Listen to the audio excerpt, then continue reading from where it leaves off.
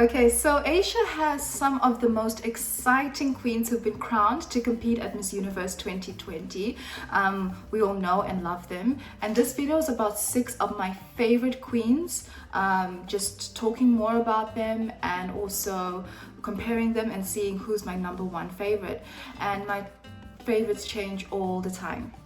When I posted my favorites for Miss Universe 2020 a few weeks ago, I was read for filth in the comments. People telling me that I'm crazy, that my selection doesn't make sense. Why did I leave out this person? Why did I leave out that person? Why is this person higher than that person? And a lot of the issues came with many of the Asian queens. They felt that, I wasn't. But anyway, I know that Asian fans are very passionate about pageants, which is why I love pageants in Asia, because there's just so much passion and love for them. So I decided, let me just make a video speaking more about them. So these are my 6 favorite queens from Asia, and I'm going from my #6 favorite to my #1 favorite. So let's get started. Vietnam. I don't know how to pronounce her name, Tran Can Van. I don't know how to pronounce her surname, so I'm not even gonna try. She is 25 years old. She's a model actress, and she was crowned Miss Universe Vietnam in December last year. So I think she might have been the first person to be crowned Miss Universe, or Miss, it's either her or France who got the title to represent their country at Miss Universe. She began her pageantry career in 2013, which was crowned Miss Adai Vietnam 2013, and she placed second runner-up in the Vietnamese pageant Miss Star 2014. All in all, to say, she's got really great experience. She entered Miss Universe Vietnam before in 2015, and she finished in the top 10. So she's been at the pageant game for a while, and she's been extremely successful. So as I've said before, someone who's that successful and that experienced is definitely a contender, someone to watch out for, because she definitely is very serious about pageants. She knows what she's doing, and she's someone who's a contender. Facially, she's very beautiful. No one can deny that.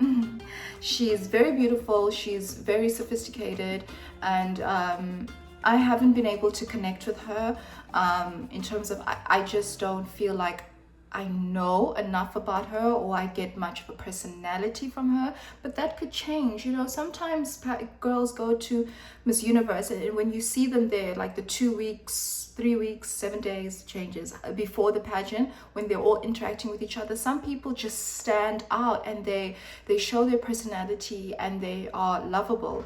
A great example of that would be Miss Universe Vietnam 2018. Henny, she barely spoke any English, but when she was at Miss Universe, well, for me, she stood out even before Miss Universe happened.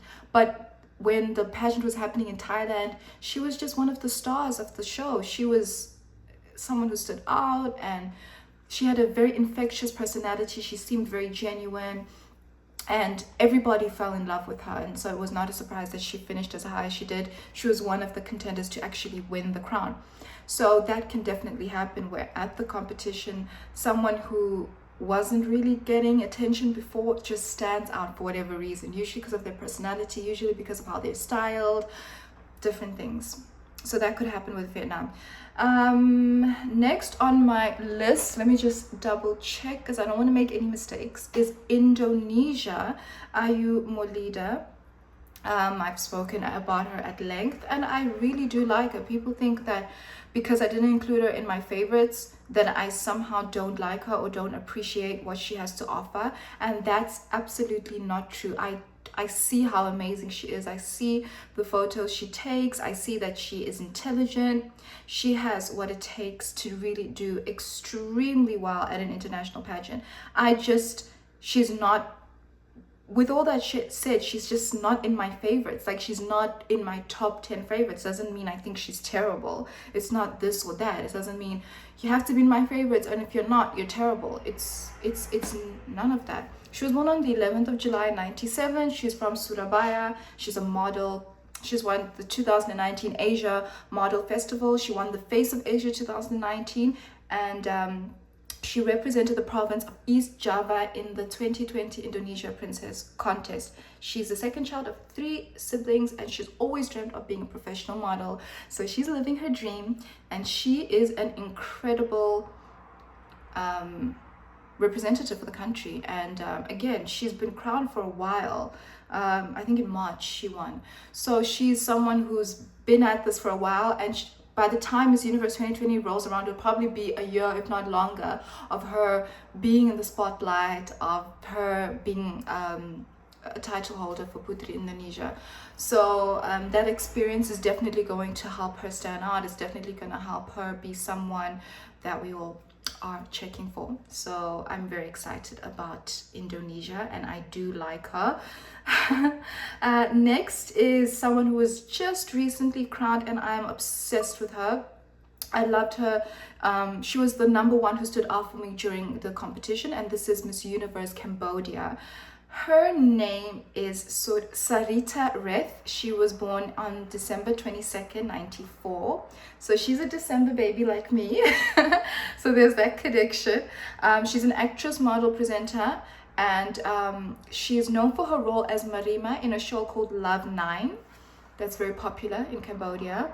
She's an outspoken speaker, and she's very passionate on reproductive health among young people. That's her advocacy, and I think that's a very relevant advocacy, very impressive. Cambodia obviously doesn't have a very long history in Miss Universe, so she's part of the group of pioneers who are sort of trying to bring attention to Cambodian pageants and make sure that they make an impact at the world stage. I loved Miss Universe Cambodia 2018, and I wanted her to place. She unfortunately didn't place, but I really think she has a fantastic chance of placing.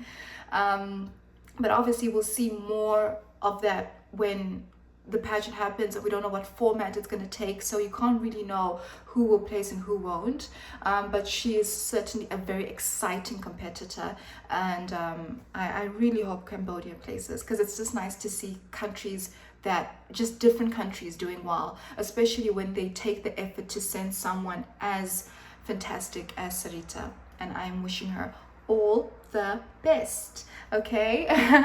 Next on my list, even as I'm doing this video, I'm still thinking, who do I love more than the other? And it's sort of, the differences are so minimal, but I will have to say next on my list is India. Adeline Castellino, she's one of my favorites for the whole entire pageant, throughout the world, throughout the universe. Like, of all the contestants, she's in my top 10. I love her, I admire her, I think she is fantastic. Would not be surprised to see her in the top 5. All I want is more personality, more vibrancy, but there's still time to do that. But definitely, I really think she is someone who is going to do so well. She's great on stage, she's great in the runway, and she has a very genuine spirit about her. And I look at her, I see an IMG queen. For some reason, she just fits the mold of someone who would fit right in terms of what IMG is looking for in Miss Universe, because Miss Universe has changed ownership, and the IMG queen is markedly different from a queen who won under the Trump era, from a queen who won before Trump. Trump came in 96. Before him as well, there was also, the winners were also quite different from what we have now. So this is definitely a new era of queens, and I think India fits in really well with that. She just has that aura about her, a mix of beauty and brains and of sincerity, and that's a really positive thing. Next on the list is the Philippines. Rabia Mateo. She is gorgeous. She's fabulous. She looks like Linda Evangelista. No, she is so incredible. And as I was talking about previously now with India about sincerity, it's the same thing with Rabia. She's so sincere. She's a real person. She is fun, and she's humble, and those qualities are very endearing, and definitely qualities that Miss Universe organization is looking for. So that's exciting. And then #1, surprise, surprise, it's Thailand. It's still Thailand. Every time I see her, she blows my mind. She blows my mind with the looks that she turns. She turns amazing looks. But on top of that, she has great personality. She's a real person. So yes, Q&A, she has to improve with her Q&A, because it was very bad. I acknowledge that. I acknowledge that from the first video I made about her. I was not impressed with her Q&A. I actually thought she was going to lose. But that is something that can be worked on, because obviously if her Q&A was bad, that's one thing, but for her to go that far, it means her interview is different from Q&A. It's not the same thing. Q&A is the question that they ask on stage and you have 30 seconds to respond. The pre-interview that happens that we don't usually see, you have a little bit more time to expand it. It's not a lot of time, but a little bit more time to give your answers. It's not as much of a pressured environment as being on stage with thousands of people watching live and people watching all over the world, and you have 30 seconds to answer a very, very difficult question. That's where she failed. That's where Miss Thailand has failed in 2017, in 2019 as well. So something is amiss with their Q&A preparation. But obviously for Pawin Suda last year and Maria in 2017, for them to make top 5 at Miss Universe, it means their interviews were good and that they are women of substance, that they are intelligent, because there's no way you're making top 5 at Miss Universe if you gave a bad interview or if you're not intelligent. Top 5, you have to be very good at interview. The only thing they struggle with is their Q&A. For some reason, I don't know what the reason is. I suspect that the Miss Thailand, the organizers, the creative director, the people who train or coach these girls are not adequately coaching them for Q&A. That might be the problem. That's what I speculate, because it's just so odd that you'd be good at interview and bad at Q&A, and really bad. And also Miss Universe 2016, Chalita, she also did very bad in her top 6 Q&A at Miss Universe. So something is wrong. But that can be worked on. That can be, because she has everything else, and that is why she's my number 1 from Asia, and that is why she's my number 1 for the world.